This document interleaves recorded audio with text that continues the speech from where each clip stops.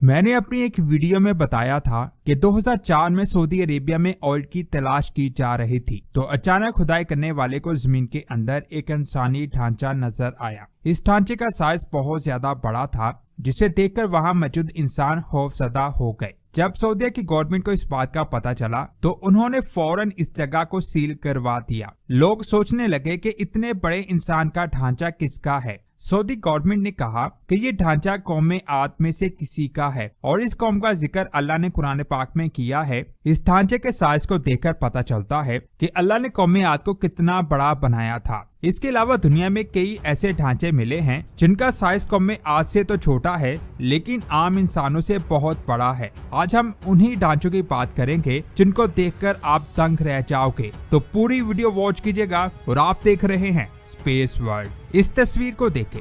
ये ढांचा मिला था ईस्ट चाइना के जियाओजिया विलेज की खुदाई के दौरान। इस ढांचे की लंबाई को जब मेजर किया गया तो वहां मौजूद लोगों के होश उड़ गए, क्योंकि इसकी हाइट 1.9 मीटर थी। जब इसकी हड्डियों को टेस्ट किया गया तो पता चला ये ढांचा 5000 साल पुराना है। और इस जगह पर सिर्फ एक ही ऐसा ढांचा नहीं मिला, बल्कि इस जगह पर 104 बड़े इंसानों के घर और 205 ग्रेव्स थीं। और यहाँ से मिलने वाले हर ढांचे का साइज बहुत ज्यादा बड़ा था, यानी ये पूरी बस्ती बड़े कद वाले इंसानों की थी। इसके बाद बात करते हैं एलियन स्कल की। इस तस्वीर को देखें। इसमें दिखाई देने वाला स्कल मिला था पेरू से। इस खोपड़ी को देखकर साइंसदानों ने कहा कि इसका साइज इतना ज्यादा बड़ा था कि इसकी बॉडी का साइज 20 फीट के करीब हो सकता है। इस खोपड़ी को कई सालों तक स्टडी किया गया, लेकिन साइंसदान इस बात को साबित नहीं कर पाए कि ये खोपड़ी किसी इंसान की है या किसी और मखलूक की, क्योंकि इस खोपड़ी का डीएनए किसी भी इंसान के साथ मैच नहीं किया।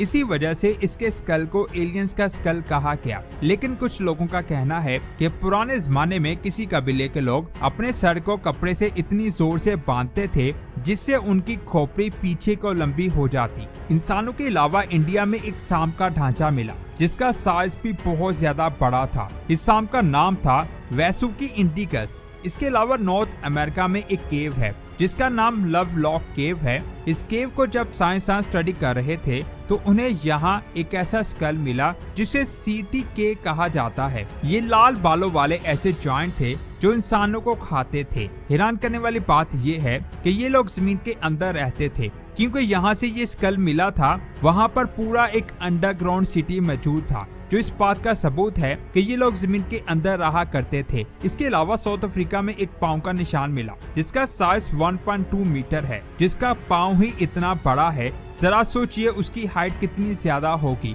एक अंदाजे के मुताबिक जिसका ये पाँव था उसकी लंबाई 30 फीट तक हो सकती है, लेकिन हकीकत में वो जानदार कितना बड़ा होगा इसके बारे में अल्लाह के अलावा किसी को नहीं पता। बुल्गारिया में से एक ऐसा ढांचा मिला था जिसकी छाती पर लोहे की राड को ठोका गया था। जिन लोगों ने इस राड को इस ढांचे में ठोका था उनके मुताबिक ये इंसान एक वैम्पायर था और इस राड के ठोकने से ये नाउज़ुबिल्लाह दोबारा जिंदा नहीं होगा। इसको एंटी वैम्पायर रिचुअल कहा जाता था। और इस जगह से टोटल 20 ढांचे मिले थे जिनका साइज भी बहुत ज्यादा बड़ा था। इस तस्वीर को देखें। इसमें दिखाई देने वाला ढांचा एक औरत का है जो डेथ वैली में से मिला था। कुछ लोग एक सोने की केव में खुदाई कर रहे थे, तब उनको ये ढांचा मिला जिसकी हाइट 12 फीट थी। 1912 और 1924 में इस जगह से बहुत से ढांचे मिले थे जिनका साइज आम इंसानों से बड़ा था। इसके बाद नवंबर 2017 में साइंसदान की एक टीम ने थाईलैंड में मौजूद क्राबी की एक केव के अंदर खुदाई की तो उनको कुछ इंसानी हड्डियां नजर आईं। उन्होंने सोचा शायद यहाँ मजीद इंसानी हड्डियां हो सकती हैं। इसीलिए उन्होंने जब और ज्यादा खुदाई की तो उनको एक बहुत बड़ा इंसानी ढांचा मिला। और ये जानकर आप हैरान हो जाएंगे कि इस ढांचे की लंबाई 19 फीट से ज्यादा थी। इस ढांचे के साथ एक सांप का ढांचा भी मिला जिसके सर पर 2 सींग थे। साइंसदान के मुताबिक उस सांप ने इस आदमी को काटा होगा जिससे इसकी मौत हो गई। कुछ साइंसदान का कहना है कि हो सकता है ये सांप इस आदमी का गोश्त खाने आया हो और फिर ये खुद भी यहाँ मर गया हो। ये डिस्कवरी इतनी ज्यादा हैरानकुन थी कि जब इसकी तस्वीर पब्लिश की गई तो ये तस्वीर सोशल मीडिया पर बहुत ज्यादा वायरल हो गई। थोड़ी देर बाद वहाँ की गवर्नमेंट ने इस स्केलेटन को अपनी तहवील में ले लिया, लेकिन सवाल ये आता है कि ये इतना बड़ा शख्स कौन था। और उसके गिर्द सांप क्यों लिपटा हुआ था, इसके बारे में अभी भी साइंसदानों को नहीं पता चल सका। इसके बाद बात करते हैं नेक्स्ट डिस्कवरी की। 2014 में ऑस्ट्रेलिया में साइंसदान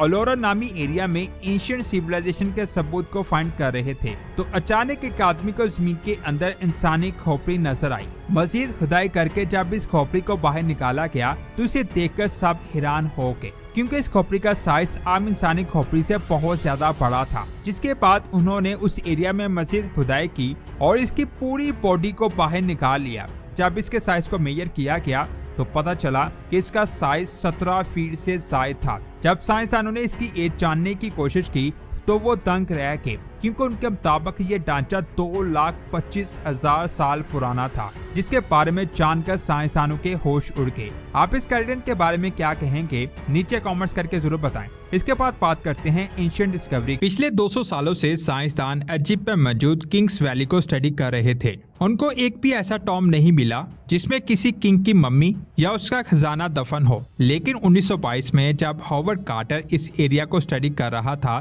तो उसे कुछ सीढ़ियां दिखाई दी। जब उसने उन सीढ़ियों को खोदा तो वो सीढ़ियां सीधी एक पहाड़ के नीचे जा रही थी। जिस वक्त वो अंदर गया तो उसके होश उड़ गए, क्योंकि उसे तूतनखामुन का खजाना मिल चुका था। इसके बारे में मैं ऑलरेडी 2 वीडियो बना चुका हूँ। उस डिस्कवरी के 100 सालों बाद जब आलिया इस्माइल ने इस दीवार को स्कैन किया तो उसे एक निशान दिखाई दिया। आलिया ने इस निशान को अच्छे से स्टडी किया और उसे पता चला कि इस पेंटिंग के पीछे एक और टॉम्ब हो सकता है। क्या सच में उस पेंटिंग के पीछे एक और टॉम्ब था और उस टॉम्ब के अंदर क्या छुपा है? ये अमेजिंग इन्फॉर्मेशन आप जानोगे आज की इस वीडियो में, तो पूरी वीडियो वॉच कीजिएगा। और आप देख रहे हैं स्पेस वर्ल्ड। जब पहली बार इस टॉम्ब को फाइंड किया गया तो हर तरफ यही बात फेमस थी कि 3000 सालों बाद पहली बार हॉवर्ड कार्टर ने इस टॉम्ब को खोला और 3000 सालों बाद वो पहली बार इस टॉम्ब के अंदर दाखिल हुआ। लेकिन कार्टर के मुताबिक ऐसा बिल्कुल भी नहीं था। हॉवर्ड कार्टर ने अपनी डायरी में लिखा था कि किसी ने टॉम्ब के दरवाजे पर लगी स्लैब को तोड़ा हुआ था, जिसको देखकर कार्टर का ख्याल था कि हमसे पहले भी किसी दौर में यहाँ कोई आया था, क्योंकि खजाना नीचे बिखरा हुआ था और कुछ चीजें टूटी भी हुई थी। कार्टर के मुताबिक जो इस टॉम्ब के अंदर आया था वो बहुत जल्दी में था, क्योंकि वहाँ एक कपड़े में लिपटी सोने की अंगूठियां नीचे गिरी हुई थीं, जिनको वो उठा नहीं पाया। ये वो राज है जिसके बारे में किसी को भी नहीं पता था। इसी तरह के और भी कई राज यहाँ छुपे हुए हैं। इस डिस्कवरी के 100 सालों बाद जब आलिया इस्माइल ने टॉम्ब की दीवार पर बनी एक पेंटिंग को स्कैन किया तो उसे दीवार पर एक निशान दिखाई दिया, जिसे देखकर आलिया ने कहा कि शायद ये एक दरवाजे का निशान है। हो सकता है इस दीवार के पीछे एक और टॉम्ब हो जिसमें कोई मम्मी दफन हो सकती है और साथ ही उसका खजाना भी दफन हो सकता है। इस बात को जानने के लिए आलिया के पास 2 रास्ते थे, या तो पेंटिंग वाली दीवार को तोड़ा जाए या इस जगह को स्कैन किया जाए। आलिया ने कहा कि अगर वो इस दीवार को तोड़ते हैं तो ये जगह डैमेज हो सकती है, इसीलिए उसने इस जगह को स्कैन करने का फैसला किया। जब उसने इस जगह को स्कैन किया तो उसके होश उड़ गए। स्कैनिंग से हासिल डेटा से साफ साफ पता चल रहा था कि तूतनखामुन के टॉम्ब के बिल्कुल साथ एक 32 फीट लंबी खाली जगह है और इसके साथ एक और खाली जगह के सबूत नजर आ रहे हैं जो बिल्कुल तूतनखामुन के टॉम्ब के पीछे हैं। यानी स्कैन से हासिल डेटा के मुताबिक तूतनखामुन के टॉम्ब के बिल्कुल पीछे एक और टॉम्ब मौजूद है। आलिया ने कहा कि अगर वहाँ एक कमरा है तो उसमें एक मम्मी भी जरूर हो सकती है और उस मम्मी के साथ बहुत सारा खजाना भी मौजूद हो सकता है। लेकिन आलिया के माइंड में एक सवाल आ रहा था कि इस टॉम्ब में मम्मी किसकी हो सकती है। कुछ लोगों का कहना है कि उस चैम्बर में इसी किंग के किसी रिश्तेदार की मम्मी हो सकती है, लेकिन कौन? किंग्स वैली में बहुत सारी टॉम्ब्स को फाइंड किया गया। इसमें आलिया ने एक चीज को नोट किया कि किंग्स वैली में जब भी किसी किंग की टॉम्ब में दाखिल हुआ जाए तो कॉरिडोर से टॉम्ब लेफ्ट साइड पर होती है, लेकिन तूतनखामुन की टॉम्ब कॉरिडोर से राइट साइड पर थी। ये बात आलिया को बहुत अजीब लगी। कुछ साइंसदान का कहना है कि कॉरिडोर से राइट साइड पर क्वीन की टॉम्ब होनी चाहिए, लेकिन यहाँ तूतनखामुन की टॉम्ब थी। तो क्या तूतनखामुन की टॉम्ब के पीछे किसी रानी का टॉम्ब है? हो सकता है ये तूतनखामुन की वाइफ की टॉम्ब हो। आलिया ने दीवार पर बनी पेंटिंग को देखा, जिसको देखकर लगता है कि शायद वो मम्मी किसी और की भी हो सकती है। साइंसदान के मुताबिक इस तस्वीर में दिखाया गया है कि नाउस बिल्ला मरने के बाद खुदा उनका वेलकम कर रहा है। अस्तगफिरुल्लाह। इस चीज से साफ साफ जाहिर है कि वो लोग शिर्क करते थे और अल्लाह ने उनको तबाह बर्बाद कर दिया। कुछ साइंसदान का कहना है कि इस पेंटिंग में बनी जिस तस्वीर को लोग तूतनखमून की तस्वीर समझ रहे थे वो तूतनखमून की तस्वीर नहीं है बल्कि नेफरटीटी की है। अब सवाल आता है, ये नेफरटीटी कौन है? 1300 BC में 15 साल की उम्र में नेफरटीटी इजिप्ट की रानी बनी थी और ये नाउज़बिल्ला अपने शौहर के साथ मिलकर सूरज की पूजा करती थी। कुछ लोगों के मुताबिक जब नेफरटीटी का शौहर मर गया तो उसने अकेली ने हुकूमत की जब तक उसका सुतेला बेटा तूतनखमून इसकी जगह पर ना बैठ गया। ये बहुत ज्यादा फेमस रानी थी, लेकिन साइंसदान को अभी तक नहीं पता चल पाया कि इसे कहाँ दफनाया गया था। नेफरटीटी की एक तस्वीर आलिया के पास थी। उसने उस इमेज को तूतनखमून की तस्वीर के साथ मिलाया तो दोनों तस्वीरों की कुछ चीजें मैच हो रही थी। साइंसदान के मुताबिक नेफरटीटी की पुरानी तस्वीर को चेंज करके तूतनखमून की तस्वीर जैसा बनाया गया था। अगर सच में ऐसा है तो ये इस बात का सबूत है कि तूतनखमून की टॉम्ब नेफरटीटी की टॉम्ब का हिस्सा थी, यानी तूतनखमून की टॉम्ब के पीछे अगर कोई चैम्बर हुआ तो वो नेफरटीटी का हो सकता है जो तूतनखमून की सुतेली माँ थी। लेकिन यहाँ पर सवाल आता है कि तूतनखमून को इस रानी की टॉम्ब में ही क्यों दफनाया गया? जब साइंटिस्ट ने तूतनखमून की मम्मी को स्कैन किया और इसके डीएनए को टेस्ट किया तो उनको पता चला कि तूतनखमून की मौत अचानक हुई थी और इस वक्त उसके लिए कोई भी टॉम्ब तैयार नहीं थी, इसीलिए उसे उसकी मां की टॉम्ब में ही दफनाया गया। अगर ये बात सच है तो साइंसदानों ने एक और टॉम्ब को फाइंड कर लिया है जिसमें बहुत ज्यादा खजाना मौजूद हो सकता है। अब उस खजाने को निकालने के लिए इस दीवार को तोड़ना पड़ेगा, जिसको तोड़ने के लिए साइंसदान अभी रेडी नहीं है, क्योंकि उनके मुताबिक अगर वो इस दीवार को तोड़ते हैं तो ये जगह खराब होती है। इसीलिए इस चीज के बारे में मजीद अच्छे से जानने के लिए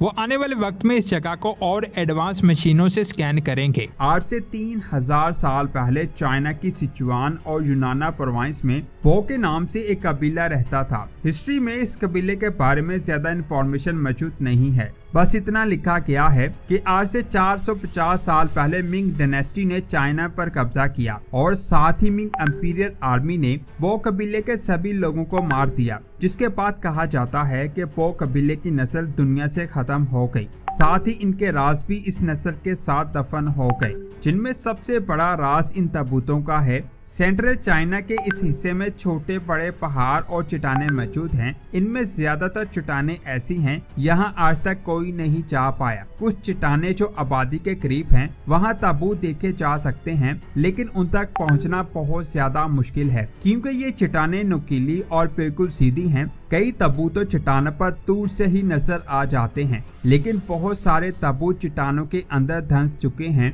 जिसकी वजह से इनको फाइंड करना बहुत ज्यादा मुश्किल है। साइंटिस्ट ने जब इन ताबूतों के सैंपल्स को लेकर इनकी कार्बन डेटिंग की तो पता चला इनमें सबसे पुराने ताबूत को आज से 3000 साल पहले बनाया गया था। इस चीज से पता चलता है कि पो कबीले के लोग आज से 3000 साल पहले भी यहाँ रहा करते थे। इस जगह को देखने के बाद साइंसदान का कहना है कि यहाँ हजारों की तादाद में ताबूत छुपे हुए हो सकते हैं, क्योंकि ये कबीले बहुत ज्यादा पुराने थे। इसीलिए साइंसदान के मुताबिक इसके सिर्फ 131 ताबूत नहीं हो सकते। ताबूतों की तादाद बहुत ज्यादा है, लेकिन उन ताबूतों तक पहुंचना बहुत ज्यादा मुश्किल है। इन ताबूतों की खास बात यह है कि इनको लकड़ी के एक सिंगल पीस से बनाया गया था। साइंसदान के मुताबिक उस वक्त उन लोगों के पास सिर्फ कुल्हाड़ी हुआ करती थी, यानी आज से 3000 साल पहले पो ट्राइब के लोग एक कुल्हाड़ी की मदद से बहुत बड़े दरख्त को अंदर से काट कर उसे ताबूत बना देते थे। चाइना के आर्कियोलॉजिकल डिपार्टमेंट ने एक कैंपेन की जिसमें पूरी दुनिया के आर्कियोलॉजिस्ट को दावत दी गई कि वो यहाँ पर आकर छुपे हुए ताबूतों को फाइंड करें ताकि इस मिस्ट्री को सॉल्व किया जा सके। एक चट्टान पर 6 कॉफिन लटके थे। साइंसदानों ने इन तक पहुँचने का प्लान बनाया। ये चट्टानें बिल्कुल सीधी थी, इसीलिए उन तक ट्रैक पहुंचना ट्रेंड क्लिफ क्लाइंबर्स के लिए भी बहुत ज्यादा मुश्किल था। इसीलिए चट्टानों पर दूसरे रास्ते से ऊपर जाया गया और फिर रस्सियों की मदद से क्लाइंबर्स को नीचे उतारकर उन ताबूतों तक पहुंचाया गया। जब साइंसदान उन ताबूतों तक पहुंचे तो उन्होंने देखा कि ताबूतों की हालत बहुत ज्यादा खराब है और इन ताबूतों को जिस लकड़ी पर रखा गया था वो भी गल चुकी थी। इन ताबूतों के अंदर से मिली चीजों को देखकर क्लाइंबर्स और ज्यादा कंफ्यूज होके ताबूतों से मिलने वाली हड्डियों को जब स्टडी किया गया तो पता चला कि एक ताबूत में एक से ज्यादा इंसानों की हड्डियां मौजूद थीं। इसके अलावा इन हड्डियों पर मिट्टी भी चिपकी हुई थी।